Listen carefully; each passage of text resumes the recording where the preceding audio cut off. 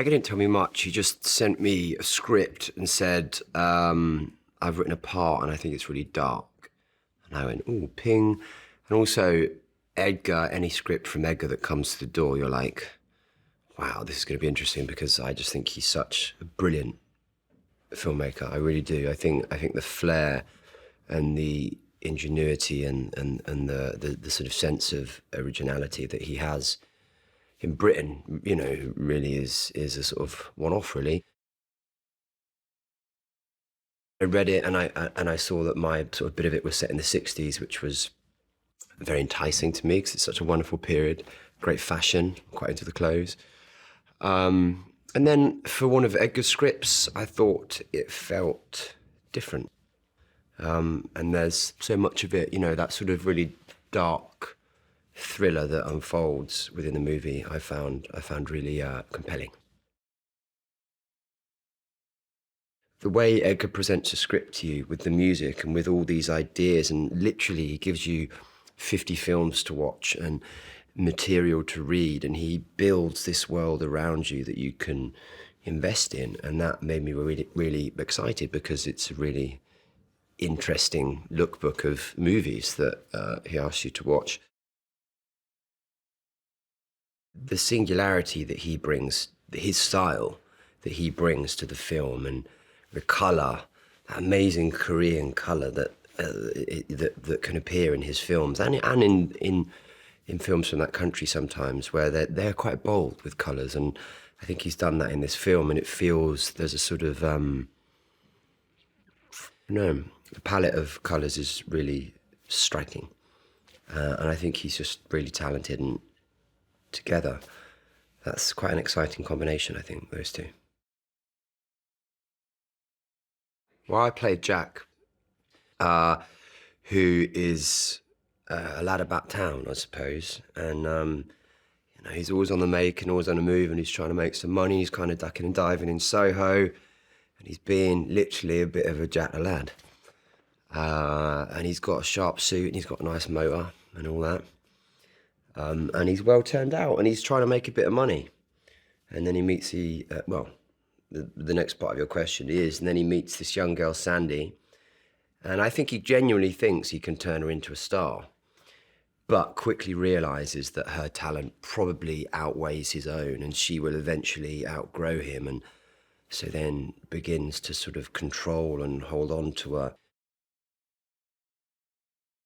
I love all the singing and the dancing that Anya's conquered so eloquently. I think she's done that with great aplomb and skill, and she's made Sandy sexy and vulnerable and interesting, and all the things that I think she was probably meant to be.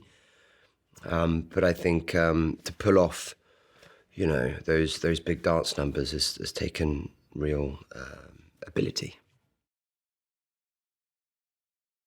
A lot of Edgar's films, like if you've seen Baby Driver or you've seen Shaun of the Dead or Hot Fuzz, there is always a deep rhythm inherently in the movies, and this is no different. So often you're doing things to a count or a door or a move, or we practice the dance in the middle of the movie at the Café de Paris for like a week, you know. But it's cool, I think that's a cool moment. And yeah, it's you know, music and rhythm and dance and movement in this movie are real sort of characters, I suppose. I quite like the tailoring. The tailoring is quite boxy. In the suits, they're quite square, that sort of gangstery look. If you look at any pictures of the Krays or any of those guys from back in the day, they, you know, I mean, or you're a mod or something, which is a bit leaner, but for someone like Jack, we went for that more boxy style, and the colours are quite vivid, quite bright. If you look at any of those movies and the references that Edgar sort of gives you, there, you know, the women are in just very bright clothing, really, and similarly the sort of men are sometimes as well. And I don't know, it's like anything, isn't it? It was a period in time. I thought the cars were pretty cool and the bands were pretty amazing, and like anything, it's coming out of a sort of repressed time into a very expressive time, and hopefully that's the bit of our movie that we're in. And obviously that then goes on to inform all of Eloise's choices in her life, in fashion and It's cool. It's a cool, cool element of the film.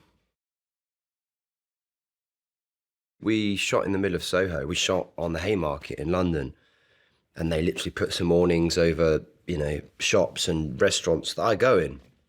And I've got this amazing Triumph that I drive around in, and I mean, I have mates coming up to me in the middle of Soho being, "Oh, Matt, are you in a movie in the middle of Soho?" I'm like, "Yeah, yeah." It's just cool. It's cool, and it's wonderfully designed. Marcus has done a fabulous job, and I mean, and then particularly things like the Café de Paris, which they built to scale. And I think Diana Rigg said that, yeah, this is how it actually looked, because she lived it, baby. So that was, yeah, really exciting and nice to sort of have that texture and that truth and that quality of design to the film. I think it's going to lend itself to it beautifully. 60 stars. Yeah, it's an incredible thing, really. They were huge stars and still are of the time, And I mean, Terry and Julie, he's in a Kink song. He's in a goddamn Kink song. Doesn't get any bigger than that. And his brother managed The Who. I mean, like, Terence is, like, fascinating. Yeah, and Dana's amazing. I love her. We're very lucky.